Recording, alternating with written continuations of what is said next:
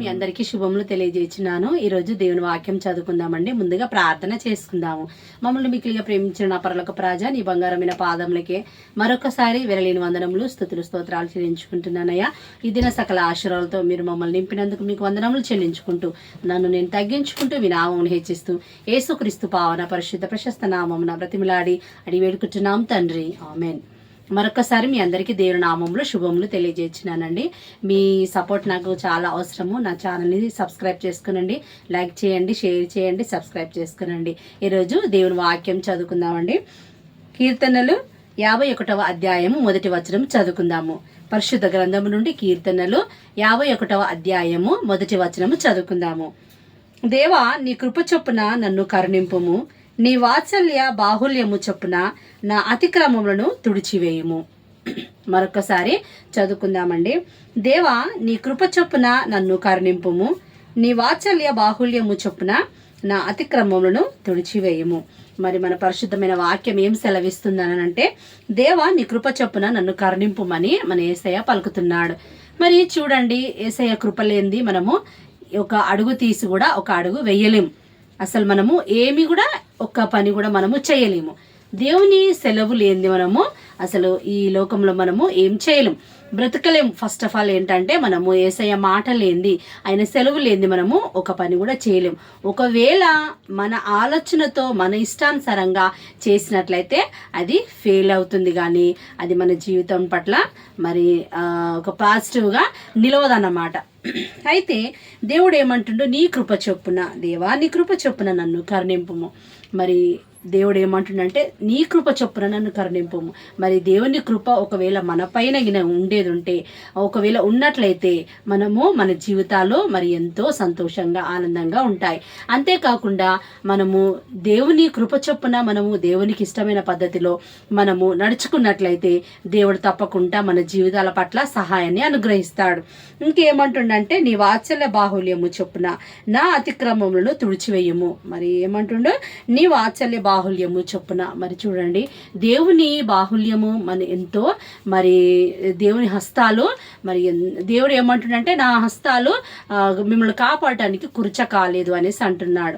మరి చూడండి, దేవుడి హస్తాలు మనల్ని పిలుస్తూ ఉన్నాయి, బిడ్డ నా దగ్గరికి రా, నువ్వు ఎన్ని పాపాలు చేసినా క్షమించడానికి నేను సిద్ధంగా ఉన్నాను.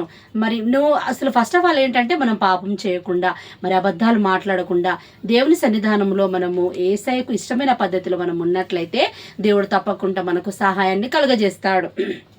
ఇంకేమంటుండు, నా అతిక్రమములను తుడిచివేయము, నా పాపాలన్నీ క్షమించు ప్రభువా అని మరి మనం యేసయ్య సన్నిధానంలో ప్రార్థన చేయాలి. ఆ రీతిగా ప్రార్థన చేసినట్లయితే దేవుడు తప్పకుండా మనకు సహాయాన్ని అనుగ్రహిస్తాడు. మరొక చిన్న ఉదాహరణ ఏంటంటే, దేవా నీ కృప చొప్పున నన్ను కరుణింపు అనేసి అంటున్నాడు కదా. మరి నేను ఒక ఉదాహరణ చెప్తానండి. ఒక యవనస్తుడు మరి ఒక పరిశుద్ధాలయానికి వెళ్తున్నాడు. మరి సక్రమంగా ప్రతి వారం చక్కగా మరి ఒక వారం కూడా మరి తప్పకుండా మిస్ కాకుండా మరి ప్రతి వారం చక్కగా పరిశుద్ధాలయానికి వెళ్తున్నాడంట. వెళ్ళి యేసయ్య సన్నిధానంలో ప్రార్థించడము చక్కగా చేస్తున్నాడు. ఇప్పుడు చూడండి, ఎవరైనా కొత్తగా మనము మన ఆలయానికి, మన పరిశుద్ధాలయానికి వచ్చినప్పుడు మరి సంఘస్థులు కానీ, లేకుంటే ఆ చర్చి పాస్టర్ గారు కానీ మరి గుర్తుపడతారు. మరి ఇన్ని రోజుల నుండి, ఇన్ని నెలల నుండి నేను వస్తున్నాను, మరి ఇక్కడ ఈ చర్చిలో ఈ అబ్బాయి కొత్తగా కనబడుతున్నాడు, లేకుంటే ఈ అమ్మాయి కొత్తగా కనబడుతుంది, లేకుంటే ఈ కుటుంబ సభ్యులు నాకు కొత్తగా కనిపిస్తున్నారు అనేసి కొన్ని రోజులు గమనించిన తర్వాత మరి ఇక చర్చి సభ్యులు కానీ, లేకుంటే సంఘస్థులు కానీ, లేకుంటే పాస్టర్ గారు కానీ అడుగుతారు, ఏంటమ్మా మీరు ఎక్కడి నుంచి వచ్చినారు, మీరు ఏంటి, ఏ చర్చికి వెళ్తున్నారు ఇన్ని రోజుల నుంచి, మరి ఎక్కడి నుండి వచ్చినారు అనేసి వాళ్ళను అడుగుతూ ఉంటారు. మరి వాళ్ళు చెప్పినప్పుడు వాళ్ళు చెప్తారు, అయ్యా మరి ఈ పరిస్థితుల నుండి మేము ఈ రీతిగా వచ్చినాము, మాకు ఈ సమస్య ఉంది, మాకు ఈ బాధ ఉంది, మాకు ఈ కష్టం ఉంది అనేసి వాళ్ళు ఆ సమస్య గురించి చెప్తా ఉంటారు. అయితే ఈ యవనస్తుడు ఏం చేస్తుందంటే, మరి ప్రతి వారం చక్కగా చర్చికి వెళ్తా ఉన్నాడు. ఆ యవన కుమారుడు ఏం చేస్తుందంటే, ప్రతి వారము చక్కగా చర్చికి వెళ్తా ఉన్నాడు. మరి ఒక వారం కూడా మిస్ కాకుండా ప్రతి వారం చర్చికి వెళ్తా ఉన్నాడు. దేవుని సన్నిధానంలో ప్రార్థన చేస్తున్నాడు. దేవుని తన అక్కరకు కొలది తనకు ఏ సమస్య ఉందో, ఏ బాధ ఉందో మరి దేవుని సన్నిధానంలో చక్కగా మోకరించి మరి దేవునికి ప్రార్థన చేస్తున్నాడు. అయితే ఆ రీతిగా ప్రార్థన చేసినప్పుడు ఆ సంఘ పాస్టర్ గారు మరి గమనిస్తా ఉన్నాడు. చూడండి, అందరినీ గమనిస్తా గమనిస్తూ ఉంటారు కదండి. మనం అనుకుంటాం ఆ పాస్టర్ మనల్ని పట్టించుకుంటాడా, మమ్మల్ని చూస్తాడా, మమ్మల్ని గమనిస్తాడా అనేసి మనం అనుకుంటా ఉంటాం. స్కూల్లో టీచర్స్ని చూడండి, స్కూల్లో పిల్లలు మరి ఆడుకుంటూ ఉంటారు, హోంవర్క్ చేయకుండా ఉంటారు, వెనకాల బెంచ్లో కూర్చొని ఉంటారు. కానీ టీచర్ ఏం చేస్తుందంటే ప్రతి ఒక్కరిని గమనిస్తూ ఉంటుంది. స్టూడెంట్స్ ఏమనుకుంటారో పిల్లలు మరి టీచర్ నన్ను చూడట్లేదులే అనేసి వాళ్ళ ఇష్టానుసారంగా వాళ్ళు ఉంటారు. కానీ టీచర్ ప్రతి ఒక్కరిని గమనిస్తూ ఉంటుంది. అదే రీతిగా ఈ పాస్టర్ కూడా మరి యవనస్తుని గమనిస్తూ ఉన్నాడు. ప్రతి వారం ఈ అబ్బాయి చక్కగా వస్తున్నాడు అనేసి ప్రార్థన ఆ కుమారుడిని అడిగినాడు. అవును కుమారుడా, మరి నువ్వు రోజు యవనుడా, మరి నువ్వు ప్రతి వారము మరి తప్పకుండా చర్చికి వస్తున్నావు అనేసి దేవుని కృప నీ మీద తప్పకుండా ఉంటుంది, దేవుని కృప నీకు తప్పకుండా నీ జీవితంలో నెరవేరుస్తుంది అనేసి పాస్టర్ గారు మరి యవనుని అని అంటున్నాడు. అయితే అన్నప్పుడు ఆ యవనస్తుడు ఏం చేస్తుందంటే, అవును పాస్టర్ గారు, నాకు కృప కావాలి, నాకు కృప ఉండాలి, నాకు కావాలి అనేసి మరి ఆ కుమారుడు ఆ పాస్టర్ గారికి చెప్తున్నాడంట.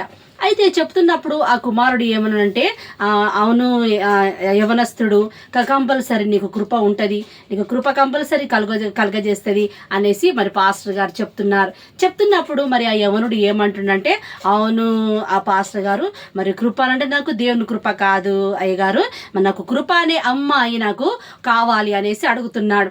మరి చూడండి, మనము దేవుని సన్నిధానానికి ఎందుకు వెళ్తున్నాము, ఏ అవసరత కోసం వెళ్తున్నాము, ఏ కొరత కోసం వెళ్తున్నాము అని మనం దేవుని సన్నిధానంలో మనల్ని మనము ఒకసారి పరీక్షించుకోవాలి. దేవుని సన్నిధానంలో మనం మోకరించి మన సమస్య గురించి మనం ప్రార్థన చేసుకోవాలి. దేవుని సన్నిధానానికి వెళ్తున్నామనంటే మన అవసరతలు తీర్చడానికి, మన కొరతలు దేవునికి చెప్పుకోవడానికి, మన కష్టాలు దేవునికి చెప్పుకోవడానికి కన్నీటితో మనం దేవుని సన్నిధానంలో మోకరించి మన ప్రార్థన చేసినట్లయితే దేవుడు తప్పకుండా మన బాధలు కానీ, మన కష్టాలు కానీ ప్రతి ఒక్కటి తీసివేసి మనకు ఆ పరలోక ఆనందాన్ని, సంతోషాన్ని దేవుడు మనకు అనుగ్రహిస్తాడు. అందుకే దేవుడు ఏమంటుండంటే, దేవా నీ కృప చొప్పున నన్ను కరుణింపుము.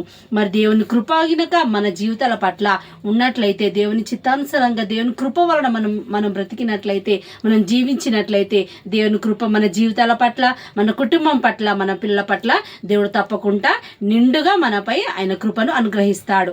దేవుడి వాక్యమును మన ఆత్మ నిమిత్తమై దీవించునుగాక. ఆమేన్.